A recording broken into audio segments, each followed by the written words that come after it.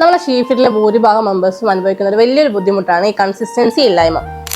ഒരാഴ്ചയിൽ കൃത്യമായിട്ട് ഡയറ്റും വർക്കൗട്ടും ഫോളോ ചെയ്യും, നിങ്ങൾ വെയിറ്റ് നോക്കും, നിങ്ങൾക്ക് വെയിറ്റ് കുറഞ്ഞില്ല എന്ന് കാണുമ്പോൾ പിന്നെ സ്ട്രെസ്ഡ് ആവും, വീണ്ടും അത് ബ്രേക്ക് ചെയ്തിട്ട് പഴയ രീതിയിലേക്ക് പോകും, വീണ്ടും ചെയ്യും. അങ്ങനെ ഒരു കൺസിസ്റ്റൻസി ഇല്ലാതെ നിങ്ങൾ വർക്കൗട്ടും ഡയറ്റും ചെയ്തു പോകുന്നത് കൊണ്ടാണ് നിങ്ങൾ ഒരു കൃത്യമായ ഒരു വെയിറ്റ് ലോസിലേക്ക് എത്താൻ പറ്റാറുണ്ട്.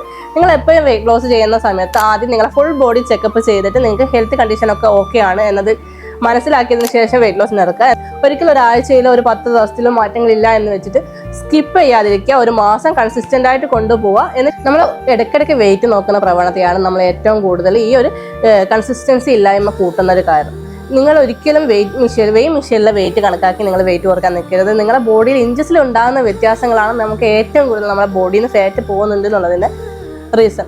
കൺസിസ്റ്റന്റ് ആയിട്ട് നിങ്ങൾക്ക് നിങ്ങളെ കൊണ്ടുപോകാൻ കഴിയുന്നില്ലെങ്കിൽ ഷീഫിറ്റ് ഉണ്ട് നിങ്ങളുടെ കൂടെ. അപ്പം നിങ്ങൾക്ക് ഒറ്റയ്ക്ക് ചെയ്യാൻ പറ്റുന്നില്ലെങ്കിൽ ഷീഫിറ്റിനെ കണക്ട് ചെയ്യാം, താഴെ കാണുന്ന നമ്പറിൽ കോൺടാക്ട് ചെയ്യാം.